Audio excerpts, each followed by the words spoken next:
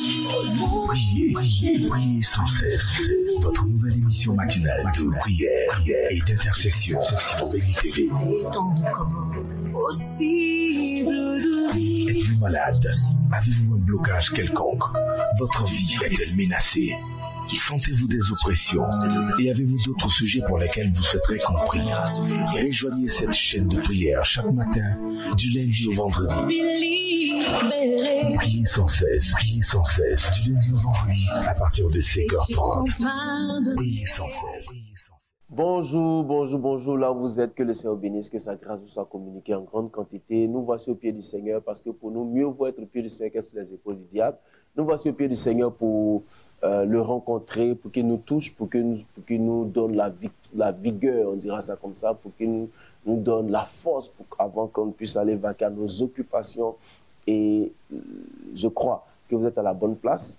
Vous êtes là à prier sans cesse. Que le Seigneur bénisse. Je veux saluer tous nos frères du Gabon, du Niger, du Tchad, du Sénégal. Je veux saluer tous nos frères qui sont en Guinée, Guinée équatoriale, Guinée Conakry. Que la faveur du Seigneur vous soit communiquée. Pour nos frères qui sont au Cameroun, que Dieu vous bénisse, que sa faveur vous soit donnée. Pour nos frères qui sont au Congo, Kinshasa, Congo, Brazzaville, que la grâce du Seigneur vous soit donnée. Je ne finirai pas de citer tous les pays, mais que le Seigneur vous bénisse, que sa grâce vous soit communiquée davantage. Prions le Seigneur, disons-lui merci pour la vie qu'il nous a donnée. Seigneur, nous te bénissons, te rendons grâce, te disons merci pour la vie que tu nous as donnée. Merci d'être avec nous, merci de nous avoir gardés et de nous ramener à tes pieds sains et saufs pour nous toucher encore, pour nous donner la force, l'énergie avant que nous puissions aller vaquer à nos occupations que tu nous as données, que tu béniras certainement au nom de Jésus. Amen. Toute l'équipe est en place pour que nous puissions passer un agréable moment dans la présence du Seigneur. Dans la présence du Seigneur. Il y a des gens aujourd'hui qui ont du mal à prier. Et je veux juste m'attarder un peu dessus. Qui ont du mal à prier, qui se demandent comment faire pour se relever et tout ça. Vous savez, l'une des choses que j'ai compris, c'est comprendre que les pressions de la vie ne sont pas au-dessus de la capacité divine. Les pressions de la vie, souvent c'est à cause des pressions de la vie. On a tellement de pressions qu'on oublie que celui qui est capable de donner les solutions, c'est Jésus-Christ de Nazareth. C'est Dieu qui nous donne les solutions à travers Jésus-Christ de Nazareth. Donc nous devons rester attachés à lui. Si on ne reste pas attaché à Jésus, je ne sais pas. Comment est-ce qu'on peut vivre une vie sans rester attaché à la source de la vie? Alors si ta vie de prière a baissé, revois un peu. C'est que quelquefois, tu as plus mis la pression de la vie au devant de la capacité divine.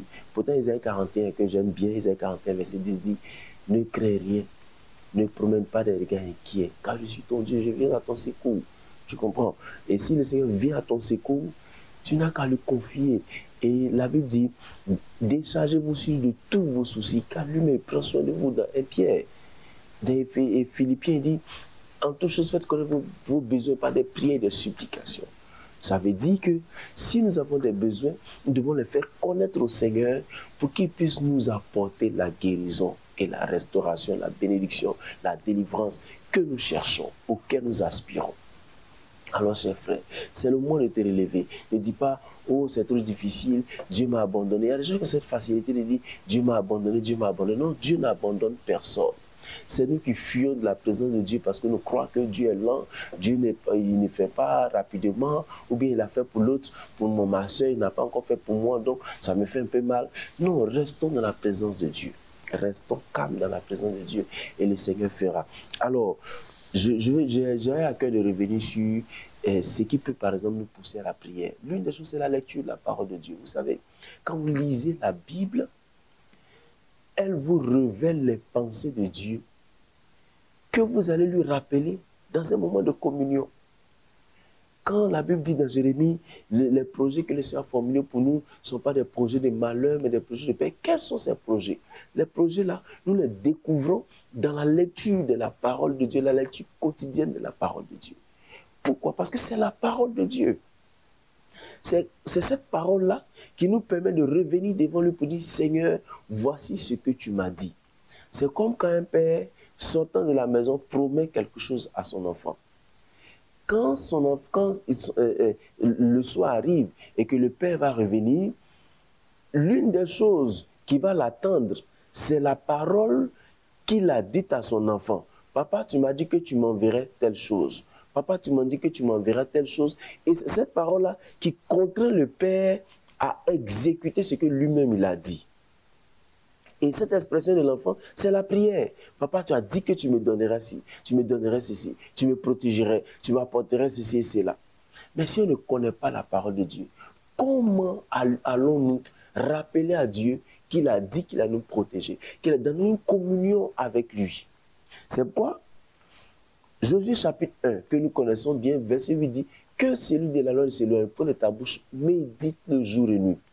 Que celui de la loi ne s'éloigne pas de ta bouche. Il faut lire la parole de Dieu. Il y a des gens qui ne lisent pas la Bible. Ils ne trouvent leur parole de Dieu seulement que dans la bouche du pasteur. Quand il a prêché le dimanche, il a fini. Mais vous souvent, vous ne savez même pas quelquefois dans quel état d'esprit le pasteur vient prêcher la parole de Dieu. Je veux dire, quelquefois, il a ses propres pressions. Et souvent, il ne se dispose pas totalement pour donner la pensée qu'il faut. Je le dis. Et voyez-vous, vous avez juste pris la petite parole de Dieu et vous n'avez pas vous-même jeté les regards dans la parole, dans la Bible, pour que les gens vous donnent des paroles particulières pour vous orienter dans la vie. Il est temps pour vous de comprendre que vous devez vous aussi jeter les regards dans la parole de Dieu. Et c'est une chose importante, de jeter les regards dans la parole de Dieu. Lisez la Bible. Lisez la Bible. Que celui de la loi se loin pas de ta bouche. Quand on parle de bouche, tes yeux vont regarder et tu vas lire. Tu vas lire, tu vas lire, tu vas lire. Et tu vas commencer à comprendre que, mais voici ce que la Bible m'a dit. Voici ce que Dieu me dit. Voici la promesse de Dieu pour moi. Et puis quand tu vas venir dans la prière, tu vas venir t'asseoir. La seule chose qui va te pousser, c'est Seigneur, tu as dit ceci, Seigneur, tu m'as dit ça, Seigneur, tu m'as dit ça. Tu m'as dit que tu es mon Père, tu sais prendre soin de moi. Seigneur, voici mon besoin. J'ai besoin de ceci, j'ai besoin de cela. Et si on ne lit pas la Bible, on ne saura même pas que la Bible dit déchargez-vous sur de tous vos soucis. On ne saura pas que la Bible a dit en toute chose, faites connaître vos besoins par des prières, des supplications. Il faut qu'on lise la Bible. Chers frères en Christ, il est temps de jeter les regards dans la parole. Il y a des gens qui ne connaissent aucune pensée biblique. Et la seule chose qu'ils veulent, c'est que le pasteur leur dise des pensées, que le pasteur leur dise, « Seigneur, pasteur, donne-moi telle parole là, je vais prier. » Attendez, vous avez une Bible à vous. Lisez-la. Et la Bible, quand maintenant on dit médite là, jour et nuit, méditer c'est réfléchir en vue de l'appliquer à nous-mêmes. Parce que Jean 13, 17 dit, si vous savez ces choses, vous êtes heureux pourvu que vous les pratiquiez. Notre vie chrétienne n'avance pas parce qu'on ne sait pas. On ne réfléchit pas à la parole de Dieu. Souvent, c'est vrai, c'est pas mauvais, mais il y a des gens qui disent, pasteur, dis-moi ce que je dois faire. Pasteur, dis-moi ce que je dois faire. Pasteur, dis-moi ce que... Si c'est le pasteur seul qui doit vous dire tout le temps ce que vous devez faire, il y a des moments où vous ne serez pas orienté véritablement. Peut-être vous ne le savez pas, mais c'est la vérité qui est là. Laissez-vous conduire par le Seigneur aussi. Parce que nous sommes tous fils de Dieu. Jean 1, 12 que j'aime bien, à tous ceux qui l'ont reçu, à tous ceux qui ont cru en son nom, elle leur donne le pouvoir de devenir enfants de Dieu. Nous sommes enfants de Dieu. Nous sommes enfants de Dieu. Donc nous devons lire la parole de Dieu, réfléchir, envie de l'appliquer. Et les conséquences sont claires, sont définies. C'est alors que tu auras du succès. C'est-à-dire que là, tu vas avancer, tu vas faire un pas après un autre. Et puis, c'est alors que tu réussiras dans toutes tes entreprises. Nous avons besoin de réussite. Comment est-ce qu'on doit réussir? On doit s'attacher à la parole de Dieu. Et c'est cette parole de Dieu qui nous conduit au pied du Seigneur. Ah papa, tu m'as dit que tu allais me bénir. Tu m'as dit que tu vas briser les verrous de fer, ouvrir les portes des reins, me donner des trésors cachés, des richesses enfouies. Tu m'as dit que des rois seront mes pères et les princesses mes mères. Seigneur, donne-moi ta grâce. Donne-moi ta grâce. Seigneur, fais-moi voir ta gloire. Fais-moi voir ce que tu m'as dit. C'est cela. Quand la Bible dans Somme 91, celui qui demeure sous l'abri du Très-Haut repose à l'ombre du Dieu puissant. Ça dit, c'est une promesse aussi. Ça dit, si je reste là, constamment, demeurer, c'est rester de façon constante, de façon assidue, dans la présence de Dieu. Celui qui demeure sous l'abri repose à l'ombre du puissant. Je suis là, et j'ai le repos, j'ai la grâce et la tranquillité que le Seigneur donne à ses enfants. C'est pourquoi si nous nous présentons dans le sujet des prières, la paix de Dieu qui surpasse toute intelligence remplira nos cœurs. Le Seigneur veut qu'on soit en paix parce qu'il s'occupe de nos ennemis. David a eu raison de dire, l'Éternel est mon berger, je ne manquerai de rien. Même si vous venez devant le Seigneur et dites, Seigneur, là, comme David, je dirai que tu es mon berger. Et je ne manquerai de rien parce que tu sauras me conduire dans de verts pâturages. Tu sauras me délivrer de mes adversaires, de mes ennemis. Tu sauras me soigner. Tu sauras me délivrer quand il sera en train de tomber dans une fosse. Parce que ta houlette et ton bâton seront là pour moi. Seigneur, c'est ça la prière. C'est ça la prière. La prière, ce n'est pas inventer d'autres mots que ce que la Bible a dit. Inventer d'autres mots que les promesses de Dieu. Seigneur, Isaïe 49, verset 23. Des rois seront tes pères et les princesses. C'est ce que tu as dit. C'est ce que je dis. C'est ce que je fais aussi. Et c'est ça la prière. Ou bien, Isaïe 43, verset 18. Ne pensez plus aux événements passés, oubliez ce qui est ancien. Si je sais que je suis un gars rancunier, Seigneur, donne-moi de ne plus penser, de ne plus m'attarder sur ce qui est passé. Le passé est passé. Je vais laisser le passé derrière pour pouvoir voir l'avenir. Ça, ce sont des prières. Votre vie chrétienne ne peut pas être basée que sur des prophéties venant de quelqu'un d'autre. Votre vie chrétienne doit être basée sur votre relation avec Dieu, votre communion à travers la lecture et la communion, la prière. Je vous en prie, faites cela. Et vous allez voir que votre vie chrétienne va connaître une autre allure. Elle sera beaucoup plus belle, elle sera beaucoup plus heureuse. Vous ne serez moins manipulé par moins manipulé dans votre vie chrétienne par beaucoup de choses. Que le Seigneur vous bénisse, que sa grâce vous soit communiquée. Que sa grâce vous soit vraiment communiquée. Et sachez que tout ce que nous cherchons se trouve au pied du Seigneur. C'est dans notre communion avec le Seigneur qui nous donne tout. Aujourd'hui, des gens sont devenus paresseux. Ils veulent que d'autres personnes prient pour eux et qu'eux, ils dorment. Bon, les frères, arrivé à un certain âge, on ne peut plus rien faire pour toi en réalité. Vous savez, quand un bébé, on fait tout pour un bébé.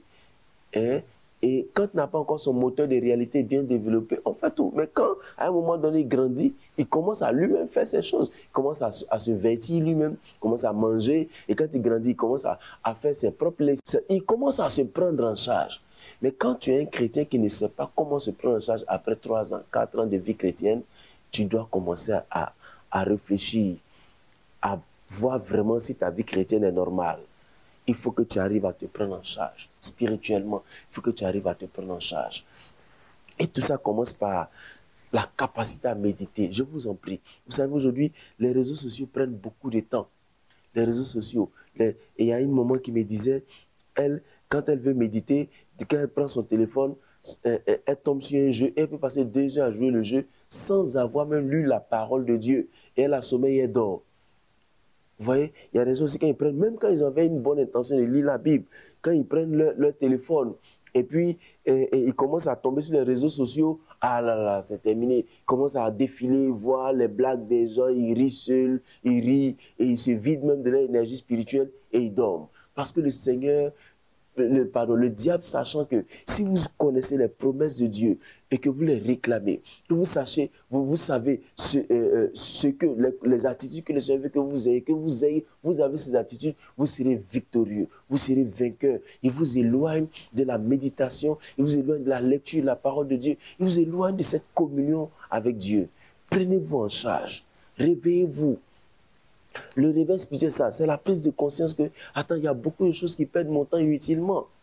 Beaucoup de choses qui perdent mon temps inutilement. Voyez-vous, j'ai dit aux gens, achetez-vous des Bibles matérielles. Parce que c'est vrai, les Bibles numériques, c'est bon. Mais une Bible numérique nous conduit toujours vers quelque chose d'autre. Mais quand tu as fermé les terminaux numériques, et puis tu as pris ta Bible matérielle avec ton crayon, puis tu es en train de lire, c'est plus pertinent, c'est plus percutant. Je vous en prie, faites-le. Il y a des gens qui n'ont même pas de Bible chez eux, de Bible matérielle chez eux. Souvent, ils trouvent qu'une Bible qui coûte, en moyenne en Côte d'Ivoire, la Bible coûte combien? En moyenne 2000 francs.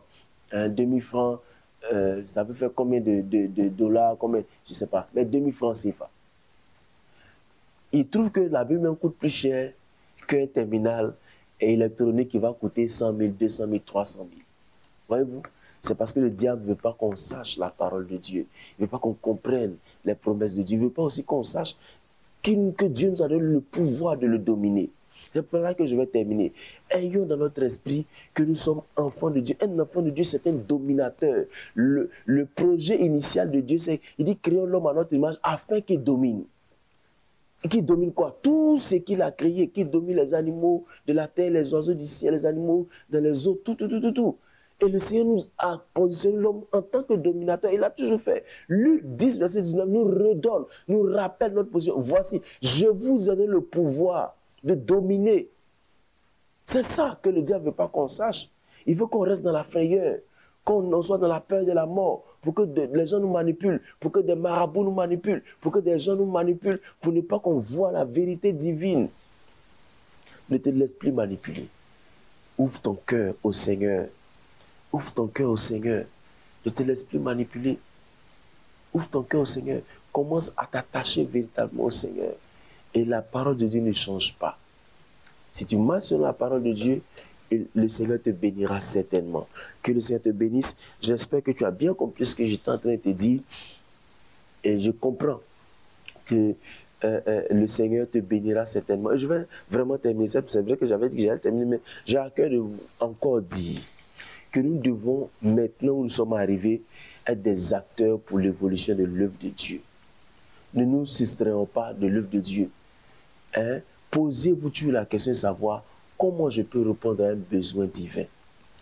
Et n'oubliez pas, le Seigneur a besoin de choses matérielles pour toucher des gens qui sont matériels. Le Seigneur en a besoin. Le Seigneur en a vraiment besoin. Donc, ne dites pas, oh non, ceux-là, ils sont déjà... Nous n'avons pas de moyens conséquents. Et même si nous avions, nous en aurons encore besoin parce que le monde est grand. On a besoin de beaucoup plus de moyens pour pouvoir aller plus loin, évangéliser. Je me rappelle, quand nous demandons souvent de l'aide pour donner des kits scolaires, les gens se demandent, mais comment on fait pour pouvoir donner des kits? Mais c'est des gens qui se disent, il faut que cette année, des enfants partent à l'école, des parents soient soulagés et ils donnent leurs moyens. Et même souvent, ce n'est pas suffisant pour que beaucoup de familles puissent avoir des kits scolaires. Le Seigneur a besoin de toi. Le Seigneur a vraiment besoin de toi. Et je m'arrête en te disant, cesse de rester là et à ne plus te poser la question de savoir comment ils font. Dis-toi comment ils font et qu'est-ce que je peux faire pour pouvoir aider l'évolution de l'œuvre de Dieu. Nous allons prier pour que le Seigneur fasse des acteurs pour l'évangile, des acteurs pour l'expansion de sa parole. Seigneur, je prie que tu étends ta main. Tu as besoin d'acteurs pour ton évangile. Tu as besoin de personnes pour aller prêcher ta parole. Je prie, Seigneur, que ta grâce se manifeste au nom puissant de Jésus. Seigneur, nous avons besoin de personnes qui donnent les moyens financiers et matériels pour faciliter, Seigneur, l'extension de l'évangile. Nous en avons besoin. Des gens, Seigneur, suscite des gens de bonne volonté. Des gens qui ont un cœur entraîné pour l'expansion de ton évangile, qui vibrent dans leur cœur pour la prédication de l'évangile, la bonne nouvelle, Seigneur, pour le salut des âmes. Éternel Dieu, nous en avons besoin. Nous en avons besoin.